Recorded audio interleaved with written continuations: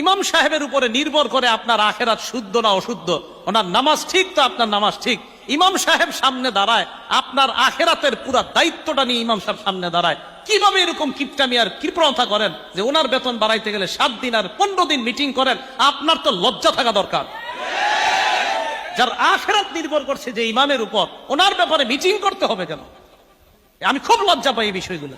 এখানে ইমাম সাহেব আপনি নাকি কত বেতন দেয়? নামাজ হবে না, নামাজ হবে না।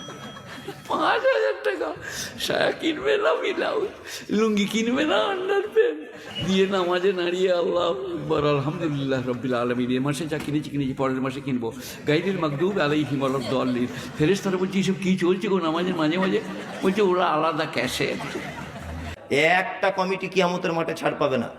তাদের মসজিদের ইমাম সাহেব 4,000 বেতন, 5,000 বেতন, মসজিদ 12 লাখ টাকা 14 লাখ টাকা দিয়ে তৈরি করেছে, মার্বেল পাথর। একটা লোক বাদ যাবে না, কিয়ামতের মাঠে এদের জবাব দেওয়া লাগবে। মসজিদের টাকা জমা আছে ব্যাংকে 12 লাখ টাকা, আর ইমাম সাহেবের বেতন 6,000। এই ইমামের বেতন যদি এত কম দাও যেটা দিয়ে ইমাম চলতে পারে না, তাহলে সেক্ষেত্রে তুমি ইমামের হক আদায় করছো না। তুমি কিসের সালাত আদায় করছো আর কিসের ইবাদত বন্দেগী করছো? তুমি তো ইমামের হক নষ্ট করছো।